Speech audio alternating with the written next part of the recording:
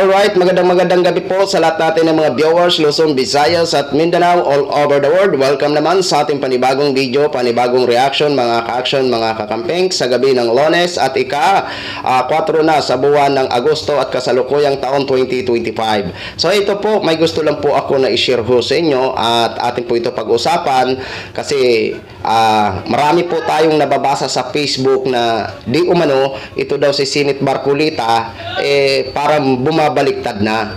Pero ito si Senate Marcolita, may inamin ho siya mga ka-action, mga kakamping dito sa kanyang pagpapaliwanag. Kasi natanong ho siya ng isang reporter ng NET25. So, ang senaryo na ho ito ay yung pagkatapos magsalita ni Mr. President doon sa SUNA. Kasi ito nga ho si Senate Marcolita nandun ho sa SUNA. And then after magsalita ni si Mr. President, nakita sa video na nag-shake hands sila at tapos parang may binulong ho si Senate Marcolita. So ito nga po ang pinag-uusapan sa Facebook na di umano bumaliktad na daw ito si Senate Marcolita. Pero ito po, pakinggan po natin ang kanyang pagpapaliwanag at kayo na ang bahala mag-psycho. Lalong-lalo na ang mga DDS, bahala na ho kayo. Basta ito po, pakinggan po muna natin ito. Credit pala sa video ni Tiger99. Ayan, please allow me to use for informative purposes today. Thank you so much, sir. Teka lang, Sen, isa pa po siguro ang, ayaw ko lang, kung gusto niyo pong sagutin itong punto na ito. Kasi doon sa tagpo nang matapos magsalita ang Pangulong Bongbong Marcos, aba naman paglabas ng pinto ng plenaryo, kayo po ang nabungaran ang sabi pa naman doon sa mga balita at yung kasama niyo po sa senador, yun daw pong Duterte Black, kasama daw po kayo doon, ay hindi pupunta doon sa SONA ng Pangulo. Pero ano daw ba nangyari? Ba't nandun kayo? Mukhang ang Pangulong Bongbong pa po ay yumakap ata sa inyo at mukhang nag-abrisyete pa sa inyo, Sen. Ano ba ano ba talaga nangyari? Sino ba yung nagsabi na ang Duterte Black ay hindi pupunta? Wala akong alam doon. Ang sabi ho ni Senadora Amy, nagsalita ata, si iba pang mga miyembro po ng Duterte Black. Una, Sen, kayo ba kinukonsidera nyo yung sarili na miyembro kayo ng Duterte Black?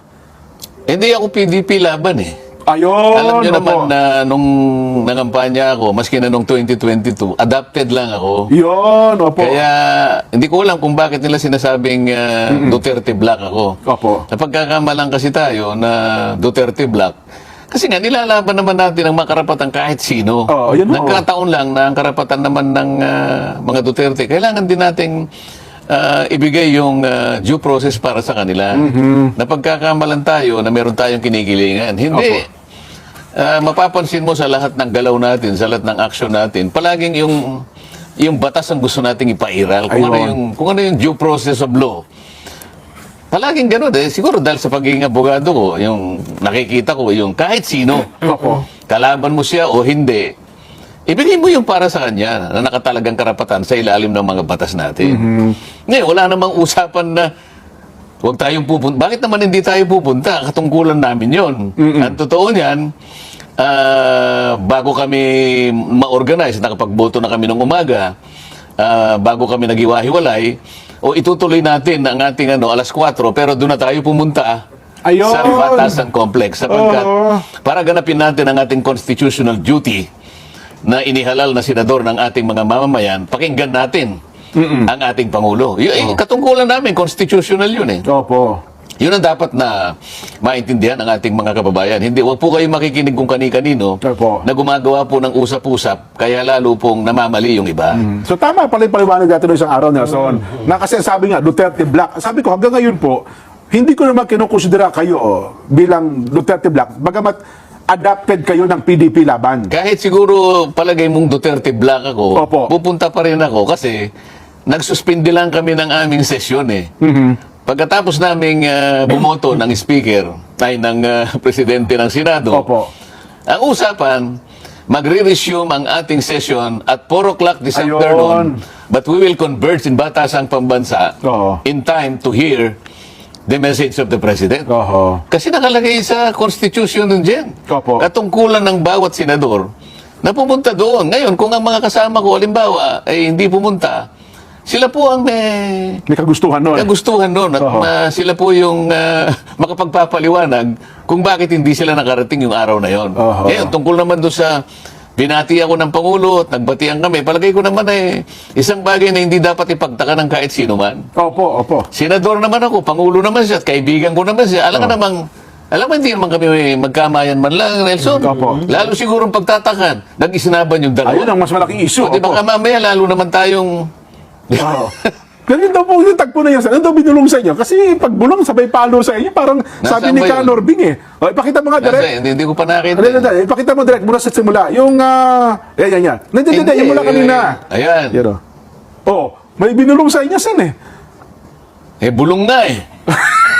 Alam mo, pagka bulong, Oo nga pala, no? hindi pinaririnig sa iba yun. Kaya nga, kasi kung hindi naman niya binulong, di sana narinig ng lahat. Oo, ano? halimbawa naman, kung halimbawa pasigaw yun, hindi nyo na ako tatanungin dahil narinig nyo lahat sigurado Oo. yun. O, yung speaker naman po, yung sabi niyo, may sinabi rin sa inyo eh.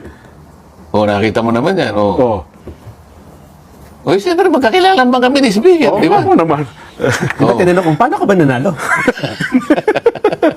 Hindi ba sinabing, ayaw kang paniwalaan ng broadcaster na nananalo ka, parang ganun. Bakit naman yung... Yung iba.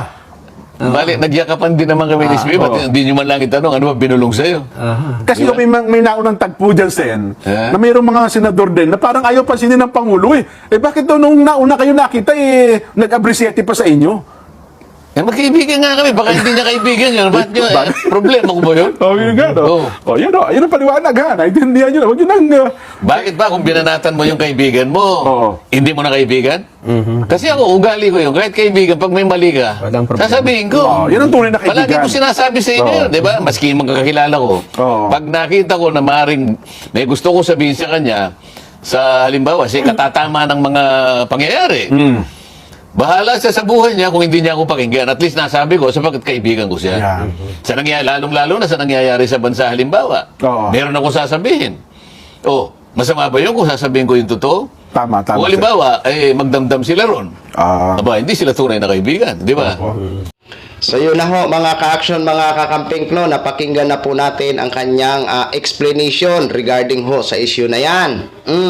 Ngayon, anong masasabi nyo dito, lalong-lalo na po sa mga DDS? Alam nyo, tama naman yung sinabi ni Senate Marcolita. Diba? Yung sinabi niya na constitutional duty. Tama po yun. Diba? Bilang ikaw ay isang halal, pero sa mga sinasabi ni Senate Marcolita, siya na mismo ang may sabi na siya daw ay adopted lang talaga. Hindi naman daw siya PDP laban. Diba? At syempre, bilang siya, kailangan niya maging patas sa atin na mamamayan. So, yun lang po mga ka-action, mga kakamping knuging. Share ko lang ho sa inyo. Maraming salamat po sa ating mga viewers, Luzon, Visayas at Mindanao, all over the world. Ako po ang inyong lingkod, si The Action Man. Good evening, everyone.